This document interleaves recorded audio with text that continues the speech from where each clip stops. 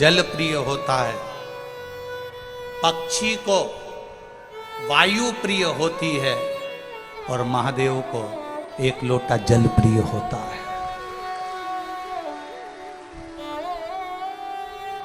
जिसमें तुम्हारा पैसा नहीं लगता, जिसमें तुम्हारा धन नहीं लगता,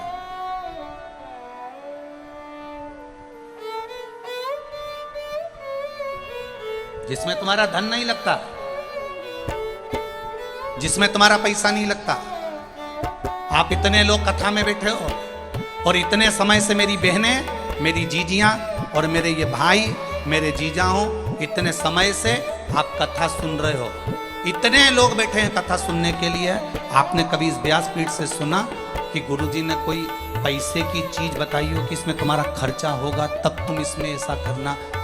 जब भी व्यासपीठ से बोला तो कहीं पीपल का पत्ता, कहीं आंवले का पत्ता, कहीं शमी का पत्ता, कहीं बेलपत्री का पत्ता, कहीं बेर का पत्ता, कहीं पीपल का वृक्ष, कहीं आंवले का वृक्ष, कहीं बड का वृक्ष, कहीं बेलपत्री का वृक्ष, कहीं शमी का वृक्ष, कहीं लोटा भर के जल, कहीं काली तिल, कहीं शहद, कहीं दही, कहीं दूध। बस उसी का गुणगान शिव महापुराण में।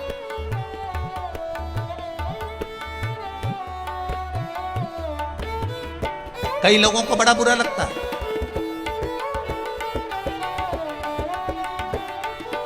कई लोगों को लगता होगा कि महाराज जी कथा में ये सब चीजें बताते होंगे, ये सब चीजें वर्णन करते होंगे। हमारा तो आपसे भी निवेदन है, व्यासपीठ से जितनी भी चीजें आपको बताई जाती है वो सारी पुराणों में से बताई जाती है। एक एक पुराण को ध्यान से पढ़ना।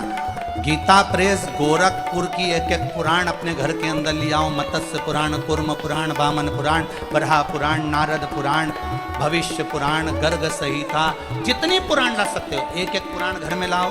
उसको धीरे धीरे एक एक लाइन को आराम आराम से पढ़ो। जितनी धीरे धीरे पढ़ोगे उतना धीरे धीरे आपके अंदर उतरते जाएगा।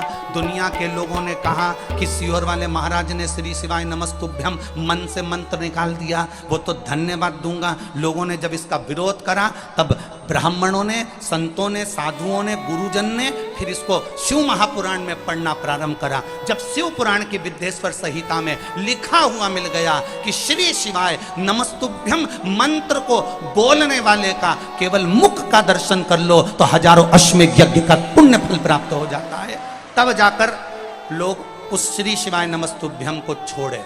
नहीं तो पकड़ कर बैठे थे कि ये मंत्र कहाँ से आया, ये मंत्र क्यों बोला जाए, इस मंत्र का जाप क्यों करा जाए, इसको क्यों जपा जाए, इसको क्यों बोला जाए, इसका गुणगान क्यों किया जाए। जब उसको पढ़ लिया, समझ लिया, देख लिया, तब मालूम पड़ा।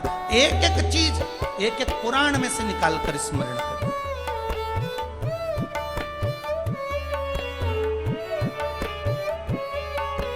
पीपल के वृक्ष में 52,000 ब्राह्मणों का वास होता है। ब्रह्म पुराण कह रही है, पढ़ो, निकालो, स्मरण करिए। मछली को जल प्रिय है, पक्षी को वायु प्रिय है और मेरे महादेव को एक लोटा जल प्रिय है। शिव को कुछ नहीं चाहिए तुमसे, शंकर तुमसे कुछ नहीं चाहता, उसको चाहिए ही नहीं।